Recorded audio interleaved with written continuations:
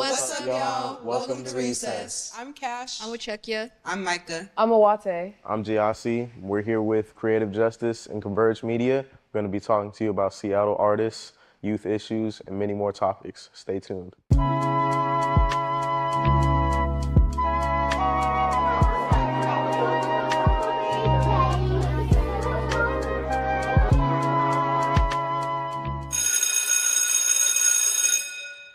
What's up, y'all? It's Raji with Recess Podcast. I'm here with the special guest today, Darnel. We're going to be talking about working out and the intersection between working out, physical fitness, and mental health. Would you like to introduce yourself, what you do? What's up? I'm Darnel, also known as Darnel's Barbells. I'm the health and wellness coach with Creative Justice and also personal trainer, boxing coach. Come on.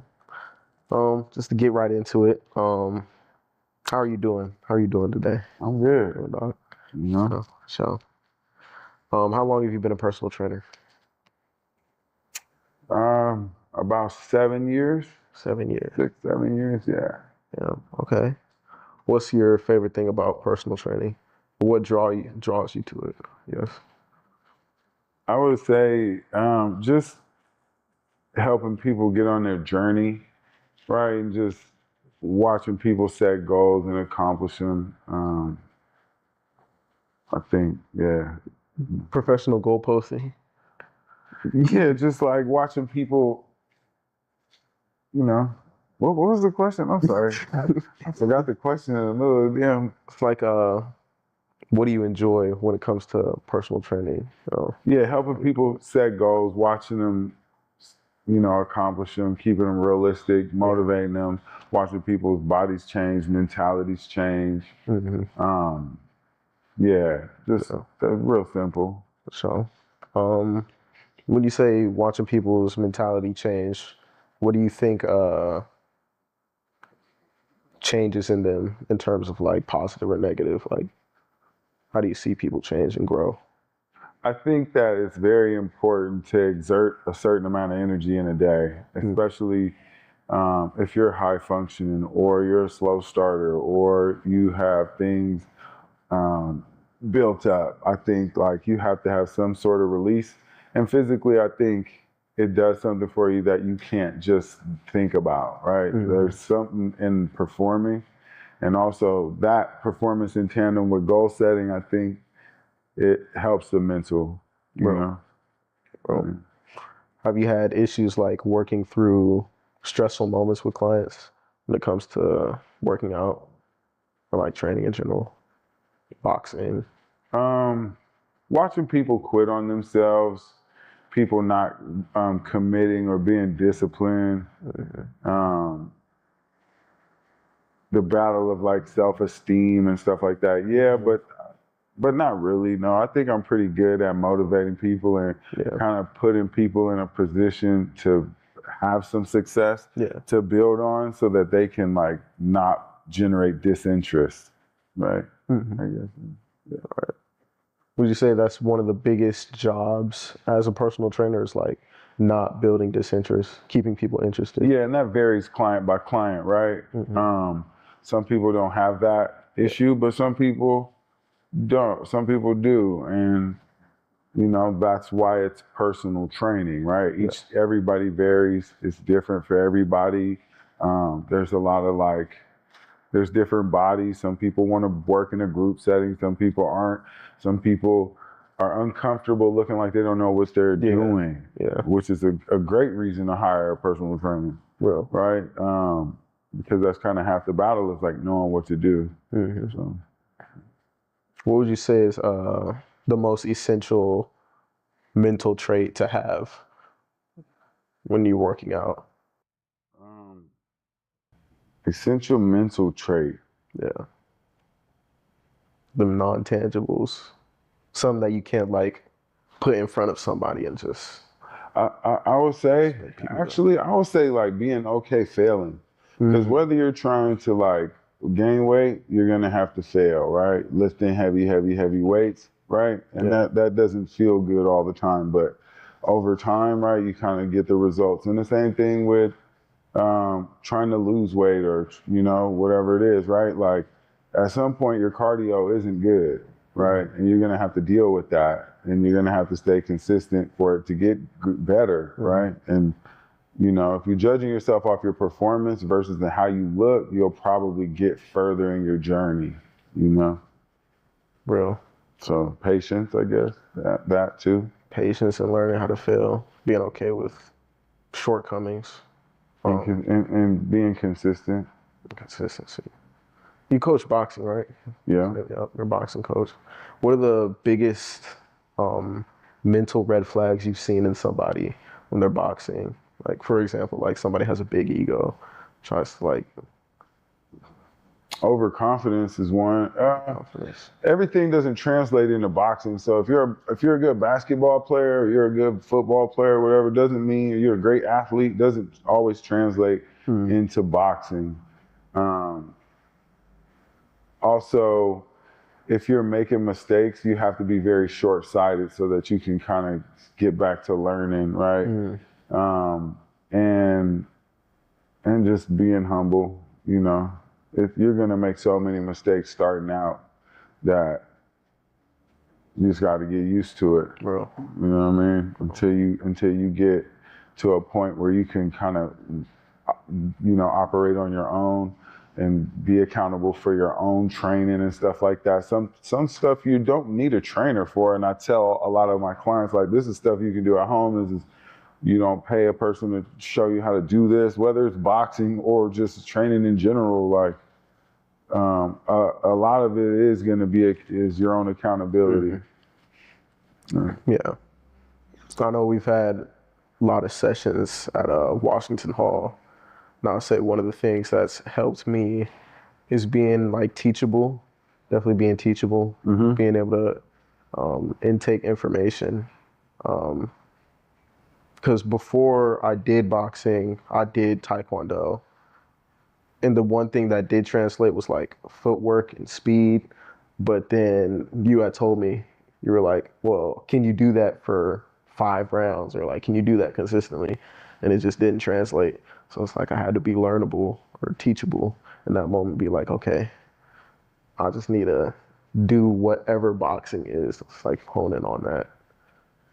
Yeah, it's a skill set. So, a lot of times people get bored with the tools. A lot, you have to teach the tool. You have to teach some of the things, the head movement, the footwork. But honestly, you might not be the footwork, head movement guy. That might not be the thing you're good at, but I still have to show you. Especially in beginning boxing, shoulder endurance is another thing. Cardio is another factor. So it's also my job not to let you cross the line and let your ego do all the moving, and then you cash out, you're throwing up, you don't want to ever come back. So I know when to slow it down and start talking about footwork and head movement and kind of slow them, shield them from themselves, I should say, right? Yeah. It's easy to do that with one-on-one work. Now, once you start getting into the group thing and it gets competitive, if you're competing, then it's harder because people are driven and they have ambitions and they're secretive about them. Real. In those moments, how do you course correct? It's easy to humble people that are in the beginning stages, right? Like, if you are focused on landing punches, then probably you're not focused on your defense, right? And so I'm probably gonna start punching you, right? It's that simple, because you're very unaware. You're so set on one thing, trying to be the man, trying to be the woman, trying to outdo everybody or just overperform when it's unnecessary. Then we'll course correct by highlighting your mistakes. Bro. Right. We'll slow you down that way. Yeah. How would you say your mental health is affected and changed as a coach and trainer? Oh, a lot, actually, because I have children.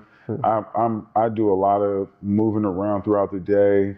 I've been working with youth now for like 13 years doing creative writing, now doing health and wellness and stuff like that. And so just dealing with everybody else, because I'm also like a confidant. I'm also like a therapist, right?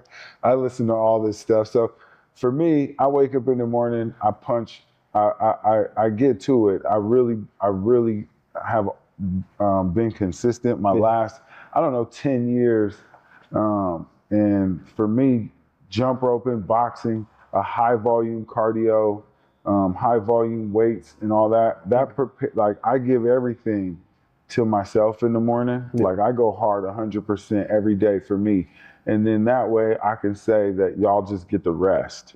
You know, so I don't feel, even though I'm working with all these people and I'm trying to help all these people, I've helped myself to the point where I don't feel emptied out. Like at the end of the day, to where it's like I'm lacking somewhere. I didn't do something for myself. 'Cause it's easy to feel that way when you have children, when you work a lot, when you're responsible for other people. You know, we got a lot of people like caretakers, you know, that like type of environment, nurses, the health field, when you're just seeing like certain things all day, you should have some sort of outlet. It doesn't even have to be boxing, but just something physical that's you're giving your energy to, and you can kind of focus on it.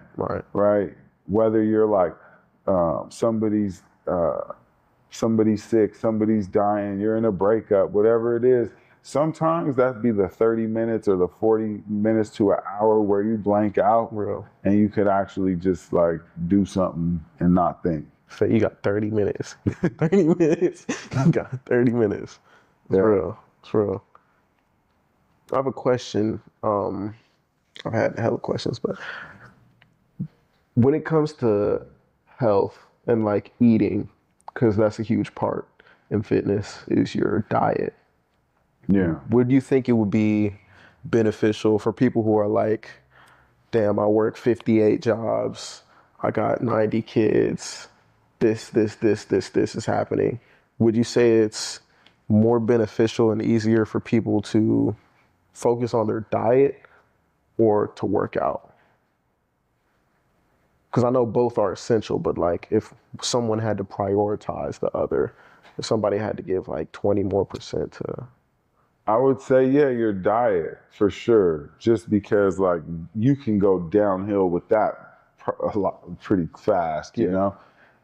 If you're not working out consistently, I think, you know, at least that minimum, like take care of yourself, you know, get your checkups, make sure you're functioning, right?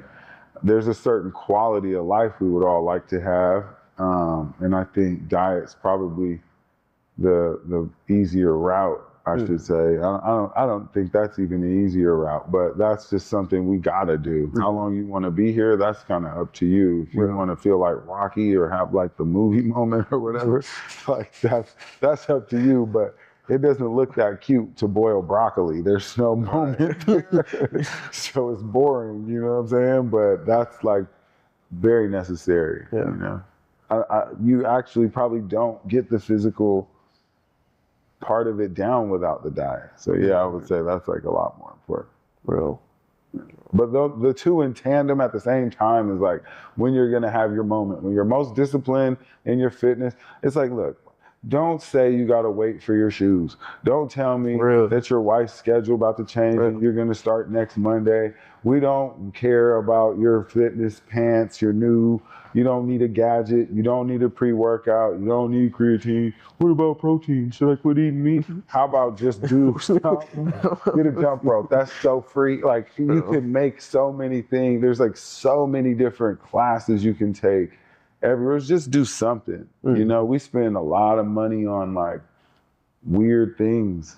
Like you give your children money to buy fake clothes on a video game. I can tell you where you can get the money to pay me from. It's like I can tell you where you can get it. But also, I want to charge a fee for that as well. You know, accounting fee, like you know, financial advisor. But no, I'm playing. But I think invest in yourself. Honestly, invest in your health. Period. Yeah. Like that should be something that, you know, you think is mandatory. Mm-hmm. Damn. Do you run a lot? Do you run? Never. I jump rope though. I don't like running. I don't want to put all those miles on my knees. Real. Yeah. Real. I only jump rope like on a basketball court. It has that bounce to it, you know? Keep the mileage low. Is it would you say it's essential for boxers to run, or I would say it's essential just for you to have good cardio. just So good cardio? swimming, actually boxing, doing bag work, yeah, jump rope, running, yeah. I mean, I will do sprints on a football field, Okay, or a track, like a real track, not like, but not like no fake, but not like 5K running. I'm gonna just run hella long. I'm good. Yeah, They can have that. I left that in the 2000. What's up? Would you recommend any for people who want to start boxing and maybe they don't have a coach or like an area to go to box? What items would they need to like start for real? Whether it be gloves or just Listen, everybody has YouTube, right? So you can actually just go on YouTube and type in essential, like a double end bag. It'll cost you about $50 for like a decent or a pretty good one. You know what I mean? Don't buy nothing under $30. It doesn't. The time signature on the bags is weird because they're like balloony versus like having the leather. Like the leather is heavier, heavy, so it doesn't affect the time. When the double end bag is too light, it's not the same rhythm that you're gonna get every time. So there's that. But that's one of the ones that it's like a realistic time frame of like fighting, right? So if you're gonna throw 4 or 5 punches, try to throw it on the double end bag and its time signature that's realistic. Yes, you see people do the double end bag and they throw 8 punches. You'll never see a professional boxer getting stolen with 8 punch combinations, like unless they weigh like 110 or something, you know, them dudes. But like you're not gonna do that for 12 rounds. Right. That's just not sustainable, right? But it helps with your punch volume. So a double end bag helps with your punch volume, speed, accuracy, and things like that. A heavy bag is probably the second most necessary garaged item aside from a treadmill, probably. The treadmill being number one. But if you got a heavy bag, look up heavy bag routines, because sometimes we just buy the heavy bag and go out there and wail on it. But go find a routine on YouTube with a heavy bag. And just start working on your feet with the heavy bag, work on your head movement and how you leave the bag and how you approach the bag. And that'll kind of like buy you some time before you start realizing your shoulders is burnt. Real. What's a good shoulder, like, other than punching, what's a good shoulder exercise to keep your jump rope? Jump rope. Jump rope. It's really all there. Get away. Yeah. Jump rope kind of. Jump rope. High key. I'm 15 minutes, 7 days a week. Yeah. Would you encourage people to get a gym membership? I would encourage, listen, if that's how you're accountable, by being in front of other people, then you should go do whatever you got to do. If you work out in front of the opposite sex and you know you're not going to quit and you know you're going to give your best effort, go do that. If you got to make a playlist, make a playlist. If you got to have those shoes, go buy the shoes, bro. Just do it. I just don't think that it's special. I need them steps. Like starting, like it's a lonely thing. Yeah. Doing what you gotta do is a lonely thing, right? Like I don't work out with people. I don't have a workout partner. If anybody, there's a few people who have worked out with me during COVID and stuff like that, the boxing cats and stuff. But I don't have a like gym partners ever. Yeah. Because I get up too early and I ain't got time to be waiting on nobody to figure it out. So you figure it out. It's your journey. It's your heartbeat. You know what I'm saying? It's just self-determination. Yeah, because when you're in that hospital all laid up with all the issues, right? It just be you in there. And that's all preventable. Well, some of it, but you know what I mean? Yeah. You ever had a pet? Yeah. Off Yeah. topic, off I've topic. had some dogs. Yeah. Yeah. Had some dogs, man. It's real. It's real. We're on gaslights, all right. No. But having kids and being a personal trainer, um, do you train your kids at all? My son, yes, I don't. I do and I don't. Like I don't. I can tell you right now, I don't want to see any half-assedness. Yeah. So I tell my son the workouts, but I can't watch him. Right. Not saying he half-asses his workouts, but I just don't want to witness it, right? And I don't want him to generate disinterest. So, Right. And then I involve my daughters are, different ages, 9, 6, and 3, and they are too young to do, to be in the space. But like I let him train them, and they have fun. So they have their little introduction to fitness and stuff like that, and he. He's junior, so Darnell's Barbells Junior. It's a family business, so you know what I'm saying. He's on his way. I leave him alone, but I think next year we'll start pressing a little more, see what happens. For sure. Do you have issues like getting people to push past their wall, mentally and physically? This sounds crazy. I'm great at my job. I'm really great at manipulation. So when I do stuff like this, I'll tell you there's a certain amount of time left, and they be like, I can't do it. And then we're way past what you said you can't do. Yeah. And then I'll show you the clock, and I'll be like, see, you lie to me, and I make sure that you don't get away with the lie.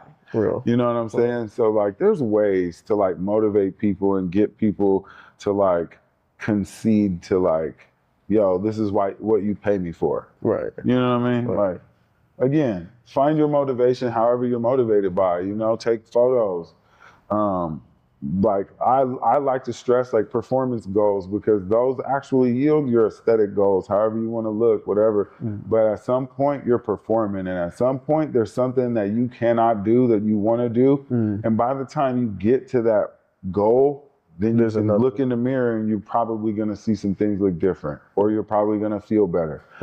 I.e. like getting more sleep, operating on less, crappy food or whatever it is. You know what I mean? Like you're once you're invested, you're more, you're less likely to like eat terribly or, abuse drugs, things like that, because you got to wake up in the morning and be consistent. Yeah. And I think that's just like some growth as like young men and women, or old men and women, or just wherever you are, like that's the minimum, like trying, I guess. Trying. And then once you get there, you're going to start setting goals. So hopefully you can accomplish them. Because I know I've gotten way better sleep after working out. It's like I'll come home tired as hell. Like, I'll do it again. And then there's sometimes I slack. I got a neck injury. Got a neck injury. A couple days ago, last week, Thursday. Better now. I'm cool now. But yeah, that's one of the worst ones, where you can't get over in traffic. And how do you handle that with your clients and yourself, injuries? I've rehabbed myself through a lot of injuries, and also like honestly, just stop and nurse the injury. Yeah. Don't get too stubborn, right? Because you can make especially when you get over that 30, you feel me? Like you could turn a 3-day thing to a 3-month thing. 3 months to a 5-year. Yeah, just jumping the gun and wanting to get out there. I've done that so many times where I've had nagging injuries that I could just sit down for a second and get some healing, and I just don't, for whatever reason. I just can't. Yeah. I can't stop. Real. There's also that. Yeah. Know when to stop. Real. Real. Do you think there's a fear when it comes to like, do you think people and yourself experience a fear during an injury of like, I gotta meet that goal anyways? No, I'm not obsessive like that. I'm quick to be like, oh yeah, it's cool. Looking like that's gonna be next summer. For real. Like yeah, you gotta be realistic. Again, it just comes down to like, what is your body? Listen to your body. What is your body telling you? You know, a lot of times, like when I was younger, I was just slide into the gym on 4 hours of sleep. Real, real. Just thug it out, and it worked. You know, coming like drinking a lot, right? Like Type at night, shit. like, still, I would drink. You know what I mean? And slide into the gym 5:30 in the morning and be smelling the alcohol coming through me. And yeah, you know, that's not the best circumstances for your performance. But you got to keep that to a minimum, Real. you know. And once you start to like, obviously you invest your time and money and stuff like that, then you start to understand that that's like kind of fucking up the investment. Oh my bad. High key. High key. Oh no, you're good. Um, I mean, shoot, I was gonna ask about that. How does like, would you say cannabis has helped you? Do you? Yes. No fat, no fat. Nah, Do it's you? all good. All right. Would you say that's helped with like your mental health and stress when it comes to working out?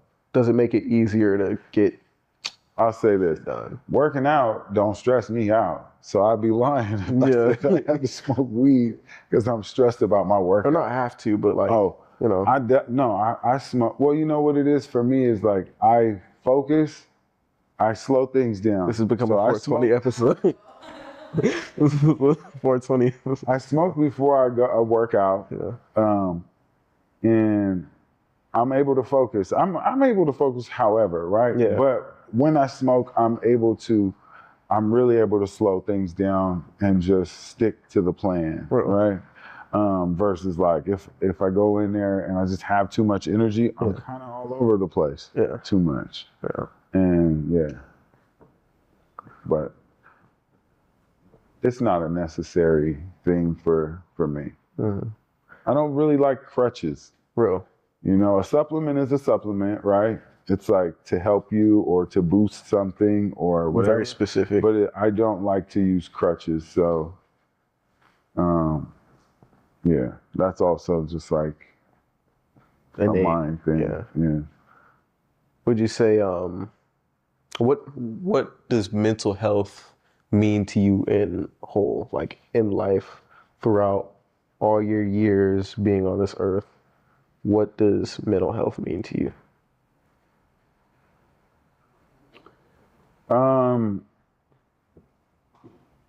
Going back to like quality of life, right? I think it's super important for me to be in the best condition for my kids, you know, to be like a good role model for my children and the other youth that I'm around. I definitely try to keep stress low. I try to maintain good relationships, and I think fitness kind of allows people, you know, like I said, I'm a high functioning person. Yeah. I think fitness allows people to deal with me, because if I'm on my game, then you probably got to tell me to chill less. Yeah. Because I'm very like 100% all day, 100 miles an hour all day long, right? And I can do too much. I can deteriorate, and so I got to kind of know when I need to take a step back, right? And I got to check myself, because a lot of times when you're the person, people really don't check on you. Real. Like I'm the person, you feel me? So I don't get that check in. People don't really check in with me. Everybody just kind of assumes I'm doing like cool, right? Yeah. I guess like that's just my perspective of it. No disrespect to anybody that's checked in, but you know what I'm saying? Like it's not a common thing for people to check in and see how I'm doing. It's like the therapist and the patient. It's like people don't know that the therapist has a therapist. Yeah. You know. I don't have a trainer, but but yes, you know what I'm saying? Like mentally, it's super important. You know, I was a caretaker for the woman who raised me. And I watched her mental health deteriorate. And just seeing the resources that are available for the mental health, the people that are out there just going through whatever, it was very discouraging for me to like be the person who is aware of everything that's going on and how this person is being treated and the runarounds and stuff like that. And so like taking that mental checklist, that physical checklist seriously is something that I don't play with.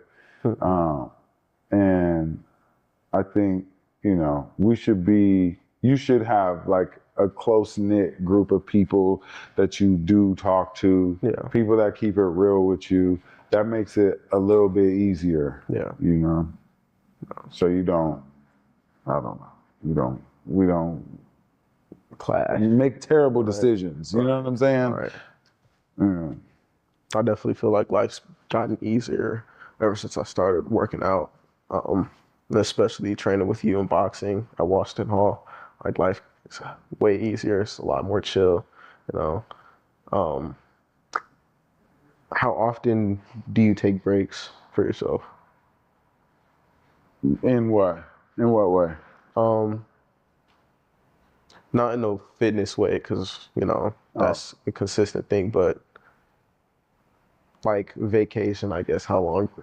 When you notice it's time to like, okay, I need to take a step back for a second. Like, how often would you? I do that in some capacity every day, right? Like, I got children, and I have my own business, so I don't really like live the type of like 9-to-5 lifestyle people, right? Where you could put PTO and then just Well, no, not even that, but just like like if I don't feel like it, then I ain't doing it. Real. Like if I don't feel good today, today's not gonna happen for you guys. I apologize.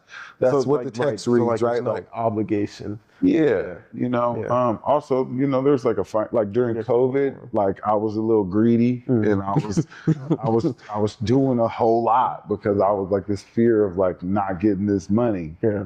And then coming out of COVID and actually doing pretty well through COVID and building my own space and all that stuff. Like, I think the passion that I have for fitness, I don't really stress out about work, right? I don't really, my kids are great. My kids have great grades. They get in regular kid trouble. None of them know who NBA Youngboy is. None of them know who NBA J-Bo is or none of that. They don't, you know what I mean? So like in my relationships, like it's not all good, but like I don't have like high drama going on. Yeah. I have clients that are attending Harvard, that play professional soccer. Yeah. I have clients that are going and playing college basketball, just athletes. And then, I have youth who are coming through creative justice that are dealing with kind of like, I would say the opposite end of the spectrum. Some of them have some criminal things they're dealing with in the courts and whatnot like that. And I can say that watching them transition into like productive adults is equally as gratifying, I guess, as one of the youth going to Harvard and whatnot. Watching people grow in to adulthood and getting out of like the street part of life is also fulfilling. So, yeah. Well, I don't know. Well, thank you. I appreciate you coming on here. It's been a blessing. He's a great boxing coach. I do what I can do. When I'm doing what I'm doing, when I'm doing my duty. He'll smack the shit out you, unfortunately. But that's just part pay me on time. That's cool. We're good. Sound like mafia member. No, but real. Thank you, Darnel. Appreciate it, Darnel. Thank y'all for tuning in. Please make sure to get at us and subscribe to us on YouTube, Instagram, all our socials. We're going to have a lot more episodes coming up with intersection of mental health and the life that is Seattle. So please stay tuned. Thank you very much. Y'all have a great day.